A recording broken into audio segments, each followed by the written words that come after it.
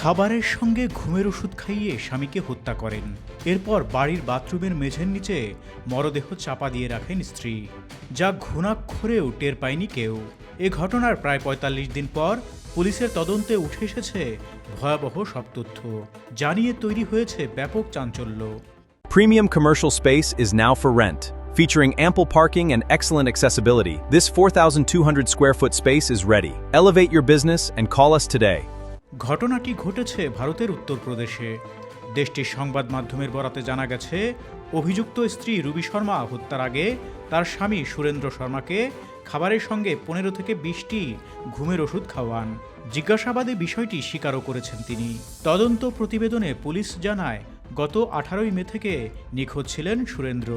এ ঘটনায় গত 26 মে থানায় একটি অভিযোগ করেন রুবি ও তার দেবর অনিল।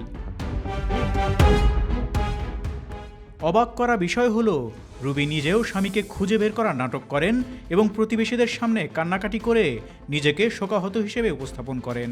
পুলিশের ভাষ্য, প্রতিবেশী ও স্বজনরা সুরেন্দ্রের খোঁজ জানতে চাইলে রুবি বারবার বলতেন তিনি বাইরে গেছেন এবং শিগগিরই ফিরে আসবেন, যে কারণে ঘটনাটি প্রথমে নিখোঁজের মামলা হিসেবে তদন্ত শুরু হলেও পরে তা হত্যাকাণ্ডে রূপ নেয়। অভিযুক্ত রুবির দাবি, ভরতপুরে মদ্যপ অবস্থায় আত্মীয়দের সঙ্গে ঝগড়ায় জড়িয়ে পড়েছিলেন সুরেন্দ্র। এরপর সম্ভাব্য আইনি জটিলতা ও আদালতে যাতায়াতের আশঙ্কা থেকেই হত্যার সিদ্ধান্ত নেন তিনি।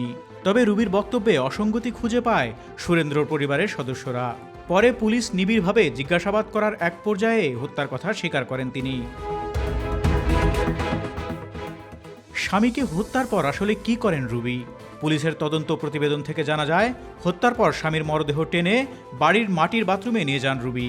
পরদিন শ্রমিক ডেকে সেখানে অতিরিক্ত মাটি ফেলেন এবং মরদেহ পুরোপুরি ঢেকে দেন। পরে একজন রাজমিস্ত্রি দিয়ে বাথরুমের মেঝেতে কংক্রিটের নতুন ফ্লোর নির্মাণ করান। জীবন অবাক না করলে কে করবে? 28% মিল্ক ফ্যাটের অবাক করার সাথে ফ্রেশ মিল্ক পাউডার। জীবন অবাক করুক প্রতিদিন। হত্যার পরপরই বাথরুম সংস্কারের কাজ হওয়ায় শ্রমিকদের কারো সন্দেহ হয়নি এবং কোনো দুর্গন্ধও টের পাওয়া যায়নি। তবে তদন্তের শেষ পর্যায়ে এসে বাথরুমের নতুন মেঝে দেখে সন্দেহ হয় পুলিশের। অবশেষে হত্যার ৪৫ দিন পর বাথরুমের কংক্রিটের মেঝে ভেঙে সুরেন্দ্রর মরদেহ উদ্ধার করে পুলিশ।